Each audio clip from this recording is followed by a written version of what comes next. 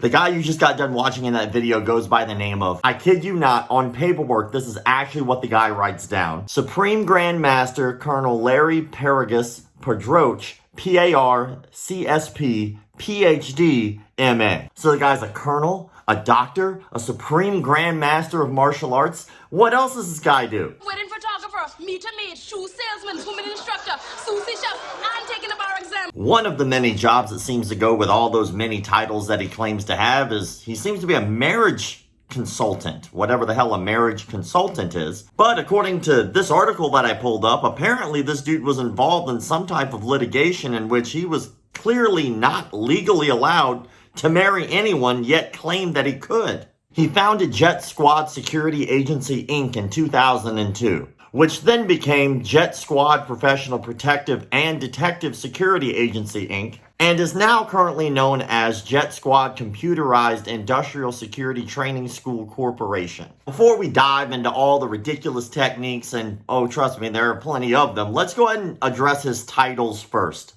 First, let's address the title of Colonel. As far as I can tell, this guy has absolutely no time served in the military whatsoever. It sticks out as a red flag when somebody is running a protection agency or a bodyguard agency and they have the title of colonel in the military, but yet don't put it on any of their resumes whatsoever. If you check out the guy's LinkedIn, it's not even on there for some reason. And you would figure that if you were a colonel in the military, you'd be very proud of that fact and you would actually put that up for people to know. I'm kind of throwing this out there, but it seems like the guy might have just given himself the title of colonel specifically in his own organization as like some type of a title of leadership in his own organization that he created. Next, let's address his PhD that he adds to his title, which again, on his LinkedIn, you figured if you were a PhD, you would add that into the resume, which he does not.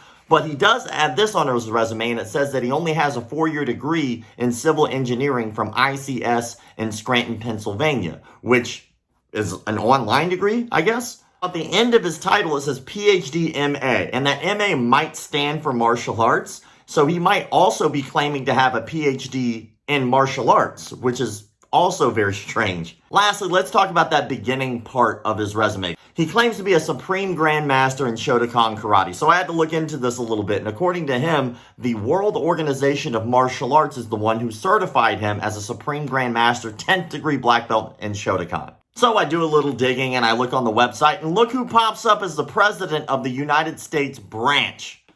That's right, it's Grandmaster Irving Soto. And if you don't know anything about Grandmaster Irving Soto, he has a few things on his credentials that also sound out of this world ridiculous. On his resume, he claims to have over 279 fights with 279 knockouts.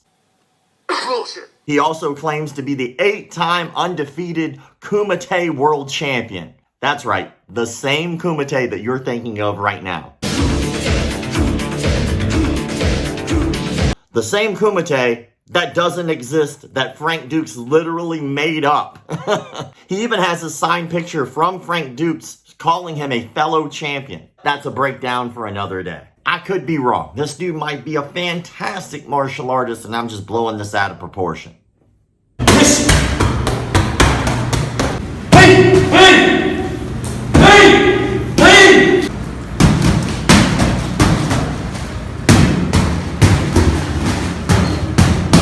based off that, I'm pretty sure he doesn't know what the fuck he's doing. Luckily for us, this dude has a ton of videos, so let's check him out.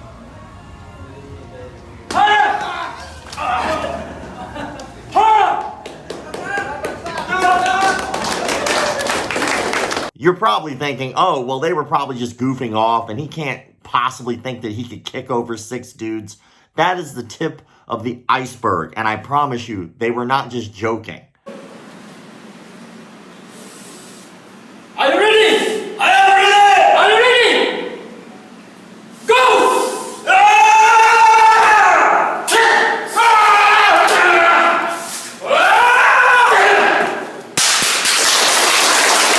Can't forget the applaud. So important. He's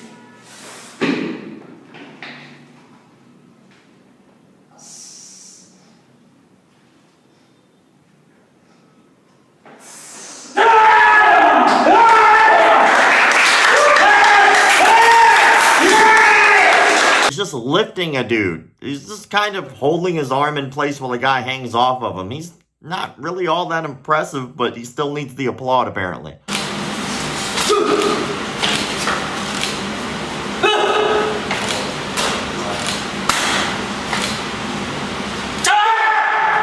Four dudes are trying to push him over, yet because they're all pushing in opposite directions, it's canceling all the pushing and then magically explodes out. Not impressed by 4 dudes pushing? What about 4 dudes trying to lift him? So they lift me up. Oh, very strong. Up. Okay, hold me. Power.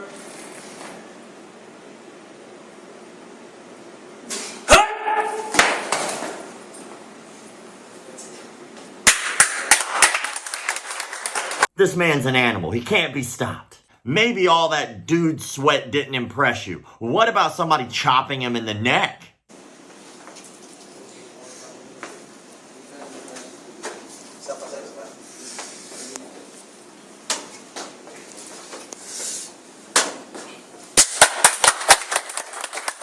Here's my favorite part about that video. Let me slow it down and you can see that he doesn't even chop him in the neck. He just chops him in the shoulder.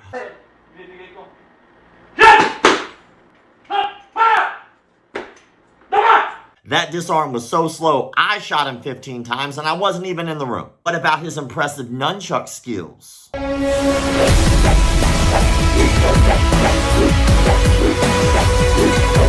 Oh, a fellow chucker, eh?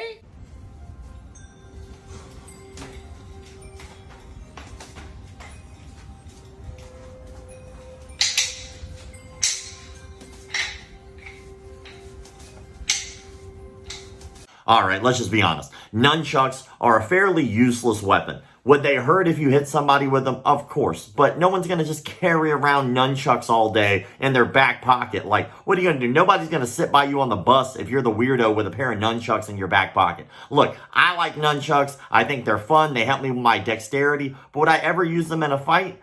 Fuck no. Right. Maybe he's just not good with hand-to-hand combat stuff. Maybe he's not that kind of guy. Maybe he's a much better firearms instructor. Let's see this guy shoot.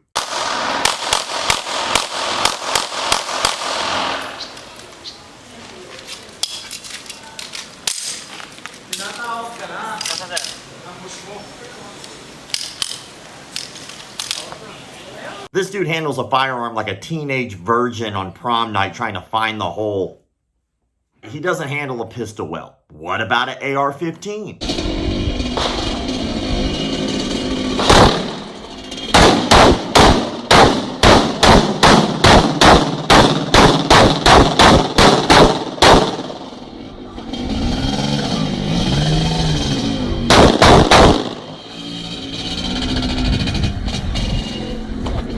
First off, why the hell would you do this at all? It makes absolutely no sense. There's no real need or use to do this other than just to show off. Secondly, he's firing that thing right by his homie's ear who's driving the damn thing. And then if you notice, check this out. As he's driving back, after he's already shot, as he's driving back, he actually flags the guy off to the side. He points the rifle that was clearly just loaded at the guy standing off to the side. That's dumb. That's just dumb. There's no need for that. He needlessly put this guy's life in danger for what? A video? Let's see how his students do in some drills while they're trying to protect someone.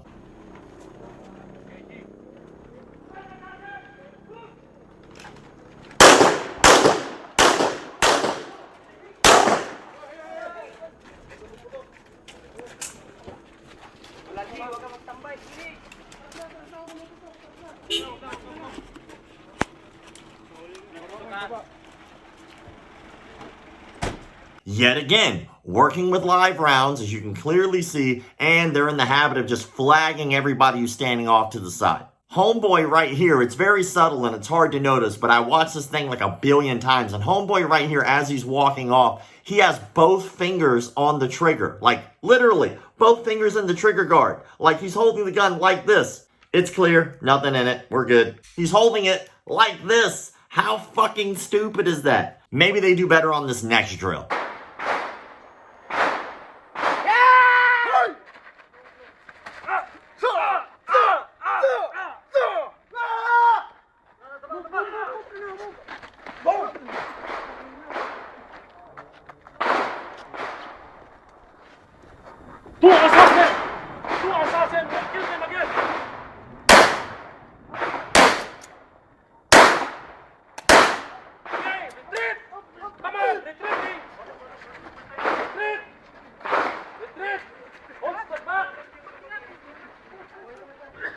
Whatever you do, don't get the person out of there. I got a great idea. Rather than getting them to safety, let's just dogpile on top of them and we'll just all take bullets just for the fun of it.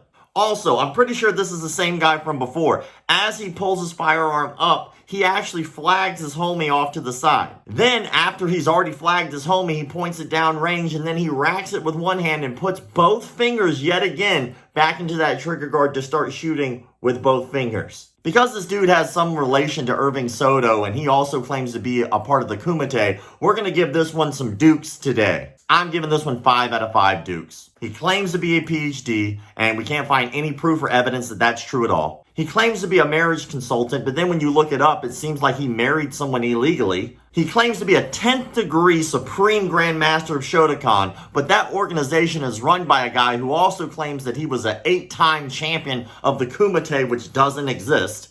He doesn't seem to know what he's doing almost at all, which is kind of astonishing because most of these guys seem to have some kind of experience, but this guy seems to have no clue.